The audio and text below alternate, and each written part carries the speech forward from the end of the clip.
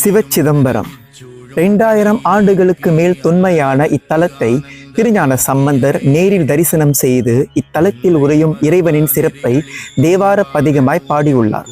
அப்பதிகம் 3ஆம் திருமுறையில் 21வது பாடலாக வருகிறது. சர்க்குணன் என்ற மன்னர் வழிபட்டதால் இவருக்கு சர்க்குணலிங்கேஸ்வரர் என்று திருப்பெயர் வந்தது. இத்தலத்தில் அருள் புரியும் அன்னையின் திருப்பெயர் கல்யாண நாயகி மற்றும் சர்வ அலங்கார அத்வைத்த நாயகி. தல தீர்த்தம் இமய தீர்த்தம். இது தேவார பாடல் பெற்ற தலமான அருள்மிகு திருக்கருக்குடி மருதநல்லூர் சர்க்குணலிங்கேஸ்வரர் திருக்கோயில். 63 நாயன்மார்களில் ஒருவரான ஏனாதி நாயனார் இந்த தலத்தின் அருகில் இருக்கும் ஏனாநல்லூர் என்ற ஊரில் அவதரித்தவர். இறைவன் சிறிய லிங்க உருவில் அருள் புரிகிறார். இத்தல வரலாறு ஏறக்குரிய ராமேஸ்வரத்தில் நடந்த வரலாறு. ராமபிரான் இலங்கைக்கு செல்லும் முன் இத்தலத்திற்கு வந்ததாக கூறப்படுகிறது. ராமேஸ்வரத்தில் நடந்தது போலவே ராமர் தன் அருகில் உள்ள மணல்களாலே 2 கைகளை கொண்டு ஒரு லிங்கத்தை வடிவமைத்து இத்தல லிங்கத்தை வழிபட்டார் என்று கூறப்படுகிறது.